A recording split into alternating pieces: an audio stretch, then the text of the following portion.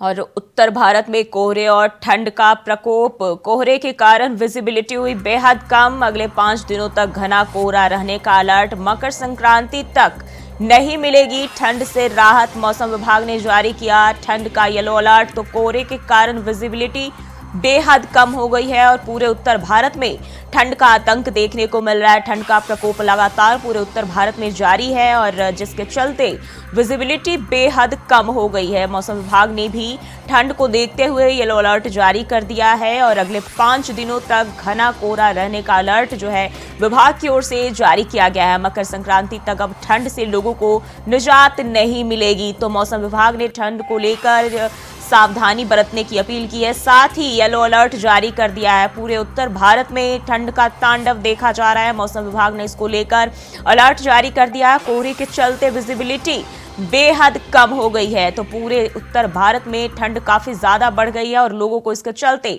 काफी परेशानी हो रही है। तो पूरे उत्तर भारत में अभी ठंड का कोहराम देखने को मिल रहा है। मकर संक्रांति तक ठंड से लोगों को कोई भी निजात नहीं मिलेगी और मौसम विभाग ने ये देखते हुए ठंड का येलो अलर्ट जारी कर दिया है।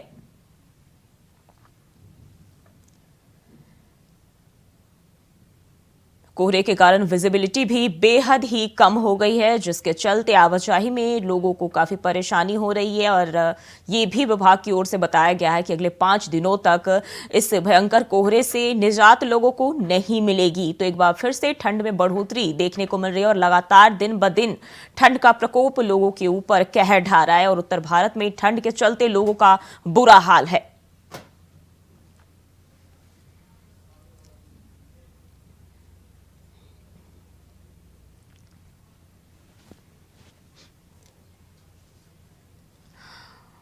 और इसी खबर पर ज्यादा जानकारी के साथ गाजियाबाद से प्रवीण और रायबरेली से राजू तिवारी, दिल्ली से अजय चौहान हमारे साथ जुड़ गए हैं और चलते हैं गाजियाबाद की ओर। प्रवीण, गाजियाबाद में ठंड के क्या हालात हैं?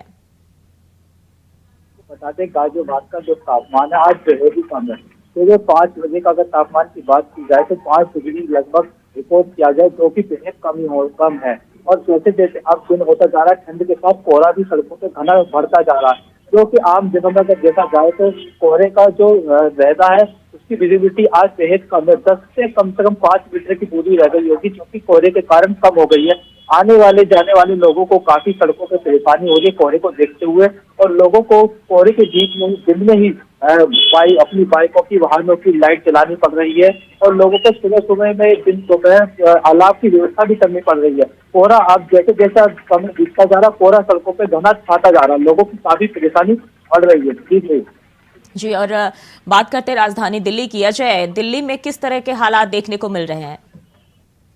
अगर दिल्ली की बात करें तो कई दिन से ठंड का प्रकोप दिल्ली वासी झेल रहे हैं। बात करें रात की तो रात 3 सेल्सियस सबसे कम टेम्परेचर नापा गया था, लेकिन लगातार मौसम विभाग की बात करें तो मौसम विभाग ने अभी 3 से 4 दिन लगातार दिल्ली का जो मौसम है इससे और ठंड होने की संभावना बताई गई है। यानी कहीं न कहीं अभी दिल्ली वासियों को ठंड से राहत मिलना मुश्किल है, क्योंकि उत्तर पूर्व से जो बर्फबारी होती है, वहाँ से जो हवाएं चलती है वो कहीं न कहीं दिल्ली के अंदर ठंड का महसूस करती है और काफी महसूस की जाती है। बता दें कि लगातार जो ठंड है काफी मात्रा में महसूस की जा रही है। निकलना मुश्किल होता है, लेकिन शनिवार संडे है, छुट्टी का समय है, लेकिन काफी ट्रैफिक निकल रहा है। लेकिन लोगों को किसी गाइडलाइन दी गई है कि अभी भी जो हवा चल रही है वो कहीं न कहीं नुकसानदायक है बुजुर्गों को, बच्चों के लिए। तो देखिए अब यही होगा। लगता है कि दिल्ली से अब 2 से 3 दिन राहत मिल पाएगी या नहीं पाएगी, ये बड़ी बात होगी, क्योंकि सुबह सुबह कोहरा काफी दिल्ली में देखने को मिल रहा है। जी, रायबरेली की रुख कर लेते हैं। रायबरेली में क्या हालात देखने को मिल रहे हैं, क्योंकि ठंड काफी ज्यादा बढ़ रही है और दिन ब दिन इसमें बढ़ोतरी देखने को मिल रही है? राजू, बिल्कुल, जो भी बता दें कि जिस तरह से लगातार आज चौथे दिन सूर्य देव ने दर्शन नहीं दिया है और कोहरे का प्रकोप लगातार देखा जा रहा है। सड़कों पर जो आने जाने वाले वाहन है वो पीली लाइट जलाकर रेंगते हुए देखने को मिले। बता दें कि कड़ाके की ठंड में जिस तरह से मौसम विभाग ने अलर्ट जारी किया है, वहीं जिला प्रशासन ने कमर कस ली है।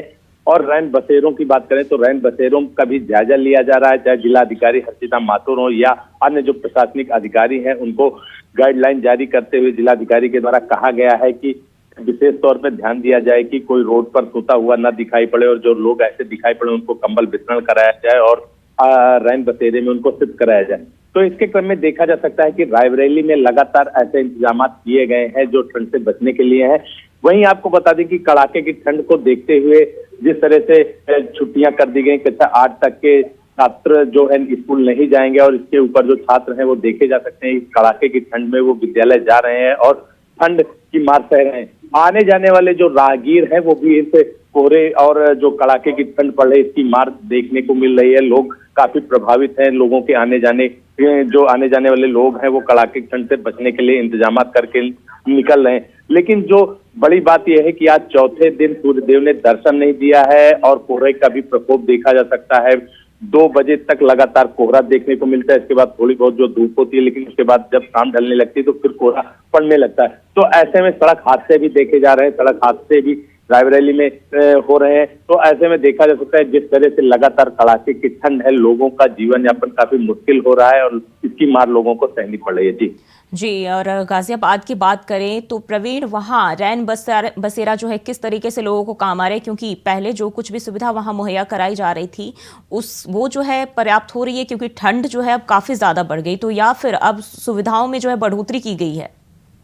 जी जो आप बता दें रैन बड़ी थी तो प्रशासन ने भी अपनी कमर कसनी थी और रैन बसेरों की व्यवस्था की थी। अगर बात की जाए गाजियाबाद में तो ऐसे अस्थायी और स्थायी 2 तरीके के रैन बसेरे गाजियाबाद में बताए गए जिसमें कि लोग आ रहे हैं, लेकिन कहीं ना कहीं अगर रैन बसेरों में व्यवस्था की बात की जाए तो व्यवस्था के लिए लोगों के लिए वहाँ रहने के लिए कंबल, बेडशीट, पानी पीने का जो कि निगम प्रशासन की तरफ से दिया जाता है। जब हमने रैन बसेरों का कल दौरा किया था तो रैन बसेरों में कहीं व्यवस्था सही नहीं पाई गई है, कहीं पानी की व्यवस्था नहीं है। तो अगर कंबल दिए जा रहे हैं जो लोगों को तो वो भी खराब कंबल, गंदे कंबल दिए जा रहे हैं। लेकिन नगर निगम प्रशासन के अधिकारी से कभी संपर्क में बात करते हैं तो उनकी तरफ से कहा जाता है कि हमारे पास समय नहीं है। गाजियाबाद नगर निगम की रैन बसेरों के लिए कोई तैयारी नहीं है, तैयारी जो है वो अधूरी है और लोगों को काफी परेशानी हो रही है रैन बसेरों में। और अलाव की व्यवस्था भी अगर नगर निगम करा रहा है उसकी भी देखा जाए तो वो भी लकड़ियां जो डालता है बहुत कम रहती है। प्रशासन एक तरफ तो रैन बसेरों को लेकर वादे कर रहा है कि हाँ रैन बसेरों की व्यवस्था हमने सही कर रखी है, लेकिन गाजियाबाद में तो अधिकतम जो रैन बसेरे हैं उनकी व्यवस्था काफी खराब है और लोगों को मजबूरन उसमें रहना पड़ रहा है। व्यवस्था खराब होने के बावजूद लोग, अभी हमने तो रात को दौरा किया तो सड़कों पे लोग रैन बसेरों में न जाने के बजाय सड़कों पे सो रहे हैं, जहाँ प्रशासन की लापरवाही देखने को मिल रही है। जी, और राजधानी दिल्ली की बात कर लें तो अजय, दिल्ली में घने कोहरे का असर जो है हवाई यात्रा पर भी पड़ रहा है। शनिवार को विजिबिलिटी बेहद कम होगी, जिसके चलते दिल्ली एयरपोर्ट से कई फ्लाइट भी देरी से उड़ान भर रही है। बिल्कुल जो है देखिए, अगर दिल्ली की बात करें पहले से कई दिन से लगातार ट्रेनें भी रद्द की जा रही हैं और फ्लाइटें भी रद्द की जा रही हैं, क्योंकि सुबह सुबह जो विजिबिलिटी होती है वो काफी मात्रा में होती है, क्योंकि काफी कोहरा होता है और एयरपोर्ट क्षेत्र की बात करें तो वहाँ खुला एरिया है जहाँ पर काफी मात्रा में धुंध देखने को मिलती है। उसके कारण भी जो फ्लाइटें रद्द कर दी जाती है, लेकिन लंबी दूरी की जो ट्रेनें हैं उनको भी मध्य रद्द की गई थी, लेकिन कुछ ट्रेनें लगातार चल रही हैं। लेकिन दिल्ली के अंदर जो अगर स्कोप की बात करें, ठंड की अगर बात करें और जो सुविधाएं दिल्ली सरकार की तरफ से दी गई थी वो उतनी की उतनी है जो पहले थी, क्योंकि टेंटों के अंदर जो रैन बसेरे बनाए गए थे उसमें भी काफी मात्रा में लोग हैं, क्योंकि फैसिलिटी रोड पर है वो अलग है, लेकिन जो अस्पताल हुए, रेलवे स्टेशन हुए या प्लेटफॉर्म पे कहीं है तो वहाँ पर बड़ी समस्याओं का सामना करना हो, क्योंकि जो लोगों का आना जाना लगा रहता है उसकी मात्रा में जो भीड़ है वो काफी देखने को मिलती है। कहीं ना कहीं उनको कहीं ना सहारा लेना पड़ता है किसी दुकान के नीचे या फिर किसी फ्लाईओवर के नीचे। यानी टेंट जो रैन बसेरे हैं उनमें इतनी प्राप्त जगह नहीं है जो लोग आराम से उसके अंदर रह सके। तो कहीं ना कहीं अभी दिल्ली सरकार को देखना होगा कि जो जिससे ठंड पड़ रही है उसको देखते हुए मद्देनजर और तैयारी करनी चाहिए। जी राजू, अगर हम अन्य राज्यों की बात कर ले तो इस वक्त क्या हालात है बाकी जो पड़ोसी राज्य हैं हमारे? बिल्कुल, जिस तरह से पहाड़ों पर लगातार बर्फबारी हो रही है, चाहे उत्तराखंड हो या इस तरह के इलाकों में जो बर्फबारी हो रही है उसके मद्देनजर उत्तर प्रदेश में जिस तरह से कड़ाके की ठंड देखने को मिल रही है उसी के मद्देनजर रायबरेली में देखा जा सकता है कि जो कड़ाके की ठंड है, कड़ाके की ठंड से निपटने के लिए जो इंतजाम करने की व्यवस्था की गई है वो काफी चुस्त दुरुस्त करने के लिए निर्देश दिए गए हैं। बता दें कि रायबरेली में अलाव की व्यवस्था पुख्ता देखने को मिल रही है, जगह जगह पे अलाव की व्यवस्था की गई है।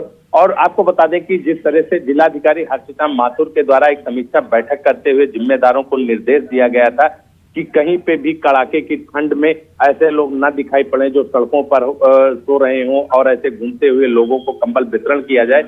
तो साफ तौर से देखा जा सकता है कि उनके निर्देशों का असर देखने को मिल रहा है और जो लोग हैं जिम्मेदार वो लगातार रात में भी निरीक्षण करते हुए देखे गए हैं।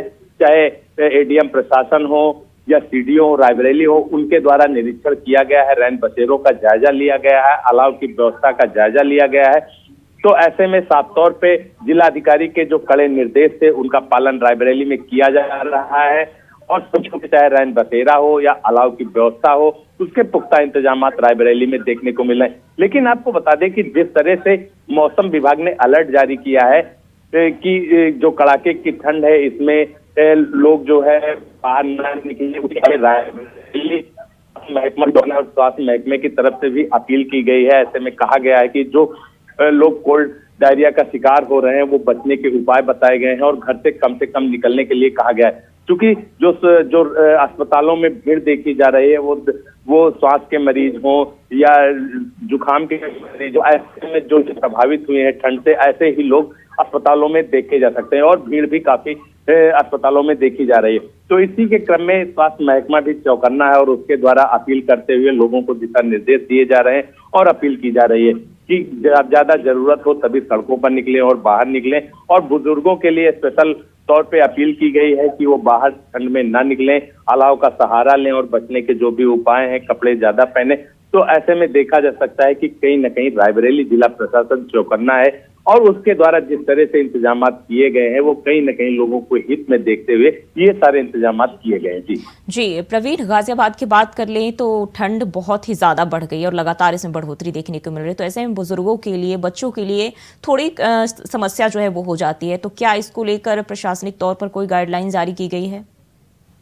प्रशासनिक तौर पर गाइडलाइन जारी की गई है कि ऐसे जैसे जैसे ठंड बढ़ती है तो बच्चों को और बुजुर्गों को काफी परेशानी हो जाती है, जैसे जुकाम, सर्दी, दमा, खांसी, ऐसी बीमारियां इस सर्दी के मौसम में बढ़ जाती है, जिससे लोगों को काफी परेशानी होती है। इसके एहतियातन जिला चिकित्सा अधिकारी ने बताया कि लोग ज्यादा से ज्यादा अपने घर में रहें और अलाव की व्यवस्था रखें, हीटर रखें, अपने जरूरी काम होने के लिए घर से बाहर निकले। अगर हम अस्पताल की बात करें तो हमने वहाँ का दौरा भी किया था। अस्पतालों में अब जो है सर्दी जैसे बढ़ रही है, लोगों की बीमारियों की ज्यादा संख्या भी लोग बढ़ जा रहे हैं अस्पताल को लेकर। तो लेकिन डॉक्टर ने कहा है कि काफी संख्या में नहीं, लेकिन सर्दी के मौसम में ज्यादातर ऐसी बीमारियां हो जाती है, उसमें खासकर बच्चे और बुजुर्गों को ज्यादा निशाना बनाती है, जिससे उनकी बीमारियां बढ़ जाती है। अस्पतालों में की संख्या की देखी बात की जाए तो अस्पतालों में सर्दी के मौसम को लेकर मरीजों की संख्या बढ़ रही है, जिसको लेकर डॉक्टर भी उन्हें अलर्ट जारी कर रहे हैं कि अलाव की व्यवस्था करें और जरूरी होने के घर से बाहर निकलें। जी अजय, देश की राजधानी नई दिल्ली में जो है 13 जनवरी यानी आज जो है सीजन का सबसे ठंडा दिन दर्ज किया गया है। तो तापमान जो है अधिकतम और न्यूनतम कितना बने रहने की संभावना है? देखिए जो अगर बात करें तो कम से कम 3 डिग्री और इससे और भी कम हो सकता है, क्योंकि आज के जो रात गुजरी है उसमें 30 डिग्री माना गया था कि सबसे ज्यादा ठंडा एरिया माना गया था। यानी कि अभी 2 दिन इसी तरह स्थिति बनी रहेगी तो हो सकता है और माइनस में जाए। यानी कहीं ना दिल्ली जो अब पूरी तरह से ठंड में महसूस की जा रही है, लोगों को राहत नहीं मिल पा रही है। लेकिन अभी मकर संक्रांति है, उसके बाद हो सकता है कुछ स्टेबिलिटी मिले, लेकिन दिन में धूप निकलती है, लेकिन जो हवाएं चल रही है, शीतलहर टाइप की जो हवाएं चलते हैं वो धूप भी उसमें काम नहीं कर पाते। यानी कहीं ना कहीं अभी राहत नहीं मिल पाएगी। लेकिन गणतंत्र दिवस भी आ रही है, उसको तैयारियां भी चल रही है, लेकिन उसको यही देखना होगा कि क्या लगता है ठंड से आज मिल पाएगी, ये सबसे बड़ा सवाल होता है। क्योंकि जो पहाड़ी क्षेत्रों में वहां पर बर्फबारी की जाती है, उनकी हवाएं चलती है, और मैदानी क्षेत्र में चाहे उत्तर प्रदेश की बात कर लें या हरियाणा की बात कर लें तो दिल्ली की जो हवाएं है, उस साइड जो हवाएं चलती है वो दिल्ली में कहीं देखने को मिलती है। क्योंकि एनसीआर पूरा एरिया इस समय बिल्कुल ठंड की प्रकोप में जी रहा है। जी, और राजू, क्या लगता है अभी ठंड की स्थिति जो है क्या और भी विकट हो सकती है? क्योंकि उत्तर भारत में जो है ठंड लगातार बढ़ती जा रही है, तो आने वाले दिनों में इसके कैसे हालात देखने को मिल सकते हैं? बिल्कुल, आपको बता दें कि जिस तरह से मौसम विभाग ने अलर्ट जारी किया कि अगले 4-5 दिन और मौसम इसी तरह रहेगा और कड़ाके की ठंड में इजाफा हो सकता है। तो ऐसे में देखा जा सकता है कि रायबरेली के जो गंगा तटवर्ती इलाके हैं वहां तो कड़ाके की जो चल रही है कहीं कहीं लोगों को कपाने वाली है। तो ऐसे में सूर्य देव ने भी दर्शन नहीं दिया है पिछले कई दिनों से। तो ऐसे में अनुमान जो लगाया जा रहा है कि रायबरेली में जो शीत लहरी चल रही है इसको लेकर काफी लोग प्रभावित है। आपको बता दें कि मकर संक्रांति आने वाली है और जो प्रयागराज से सटा हुआ जिला है रायबरेली, तो लोग कहीं ना कहीं तो वहाँ जो जाते हैं, स्नान करने जाते हैं और कल्पवास के लिए भी जाते हैं, तो उसमें बुजुर्ग लोग ज्यादा होते हैं, तो वो भी तैयारियों में लगे हुए हैं। तो ऐसे में एक कड़ी चुनौती भी सामने देखने को मिल रही है लोगों के लिए। लेकिन जो लोगों का श्रद्धा है उसको देखते हुए लोग वहां जाने के लिए तैयारियां भी कर रहे हैं, चूंकि मकर संक्रांति है। और लोग जो काफी संख्या में स्नान करने गंगा घाटों पर जाते हैं, उनके लिए भी एक बड़ी चुनौती देखने को मिले। लेकिन लोग श्रद्धा पूर्वक स्नान करने के लिए तैयार भी हैं। और जो सबसे बड़ी बात है कि जो कड़ाके की ठंड है, इस ठंड में सूर्य देव दर्शन नहीं दे रहे हैं, तो लगातार ठंड बरकरार है और जो शीतलहरी चलती है उसके चलते लोग कहीं ना कहीं ज्यादा प्रभावित हो रहे हैं। बता दें कि इस ठंड में सबसे बड़ा बात यह है कि जो बच्चे और बुजुर्ग हैं वो कोल्ड डायरिया का भी शिकार हो रहे हैं, सर्दी जुकाम भी उनको देखने को मिल रहा है। तो जिला अस्पताल हो या सामुदायिक स्वास्थ्य केंद्र हो, वहां पर लोगों की लंबी लंबी कतारें देखने को मिल रहे हैं। तो ऐसे में एक बड़ी चुनौती स्वास्थ्य विभाग के लिए भी है। लेकिन स्वास्थ्य विभाग का कहना है कि साफ तौर से वो कमर कस चुका है और ऐसी व्यवस्थाएं कर चुका है। तो वहां भी इंतजाम देखे जा रहे हैं, लोगों को जल्द से जल्द सुविधा मुहैया करा के उनका इलाज करके घर वापस भेजा जा रहा है। तो ऐसे में देखा जा सकता है कि साफ तौर से जो जिला प्रशासन के द्वारा दिशा निर्देश जारी किए गए, उसी के क्रम में लगातार लोगों को व्यवस्थाएं दी जा रही हैं। और आपको ये भी बता दें कि रात में भी जिम्मेदारों को जो निर्देश दिए गए थे कि जो लोग सड़कों पर दिखाई दें उनको कंबल और शाल का वितरण किया जाए। तो ऐसे में रात में भी देखा गया है कि एडीएम प्रशासन और जो सीडीओ हैं वो सड़कों पर घूमती हुई दिखाई दी। जायजा उन्होंने रैन बसेरों का भी लिया है, अलाव का भी लिया, और जो लोग सड़कों पर टहलते हुए देखे गए हैं उनको दिशा निर्देश जारी करते हुए जो जरूरतमंद लोग थे उनको कंबल वितरण भी कराया गया है। और जो ऐसे लोग रोड के किनारे देखे गए उनको रैन बसेरों में जाने के लिए भी उनके द्वारा कहा गया है। जी प्रवीण, अभी जो है जनवरी का महीना बतौर कोल्ड डे घोषित किया गया है, तो लोगों में इसको लेकर क्या कुछ देखने को मिला है, किस तरीके से वो बचाव कर रहे हैं और सरकार की ओर से क्या कुछ उन्हें मुहैया कराया जा रहा है? कोल्ड डे को लेकर लोग अलाव का सहारा ले रहे हैं और गाजियाबाद के जो मुख्य चौराहे उन पर अलाव की व्यवस्था की गई है। तो बेसहारा आपके जो रेहड़ी पटरी वाले लोग होते हैं वो अपने पास आग जलाने की व्यवस्था करें ताकि इनसे बचा जा सके। और गाजियाबाद प्रशासन द्वारा रोज मुख्य चौराहे पर, बस अड्डे, रेलवे स्टेशन, जो भी एक चौराहे रहते हैं सड़कों पर जहाँ से लोग गुजरते हैं, स्टैंड वगैरह पर, वहाँ पर अलाव की व्यवस्था की गई है। और अलाव की व्यवस्था से लोगों कहीं ना कहीं से व्यवस्था हो जाती है तो थोड़ी सी राहत मिलती है। लेकिन अगर लोग अगर सर्दी से बचने के लिए अपने घरों में अलाव जला रहे हैं, हीटर जला रहे हैं, इस बीच में हादसे भी हो रहे हैं। और इसलिए प्रशासन अलर्ट जारी भी कर रहा है, निर्देश भी जारी कर रहा है कि अगर लोग अलाव जला रहे हैं अपने घरों में तो कमरे के सारे गेट और खिड़की बंद करके न रखें, क्योंकि कार्बन मोनोऑक्साइड बन जाती है जिससे सांस लेने में दिक्कत हो जाती है और लोगों को बेहोश हो जाते हैं, उनकी मौत तक भी उन्हें ले जा सकती है। इस वजह से प्रशासन भी लोगों को कह रहा है कि सर्दी है काफी, लेकिन लोग अपना ध्यान भी रखें। अलाव जला रहे हैं तो अलाव को लेकर भी थोड़ी सावधानी बरतें। प्रशासन तो काफी समय से बहुत तैयारी कर रहा है और लोगों को निर्देश भी जारी कर रहा है, चाहे वो ट्रैफिक की बात हो या फिर अलाव से लेके बात हो। लेकिन प्रशासन ने लोगों को रोज निर्देश दे रहा है। और स्कूलों की अगर बात की जाए तो अभी तक तो फिलहाल कोई स्कूलों में भी छुट्टी के निर्देश जारी नहीं हुए। जो उनका पुराना टाइम था 10 बजे से 3 बजे तक का, वही फिलहाल अभी टाइम है। लेकिन 26 जनवरी तक सर्दी कम होने के पूरे आसार नहीं है।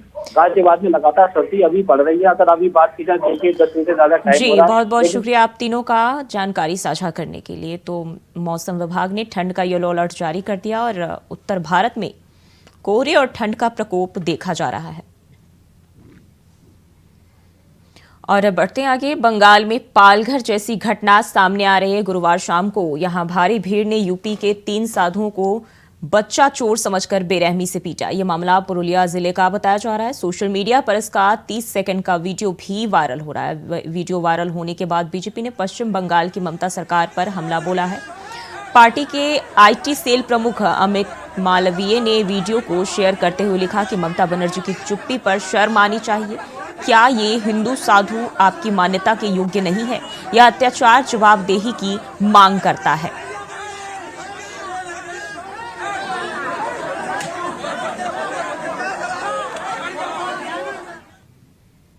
और फिलहाल के लिए बुलेटिन में बस इतना ही। खबरों के लिए बने रहिए इंडिया वॉइस के साथ।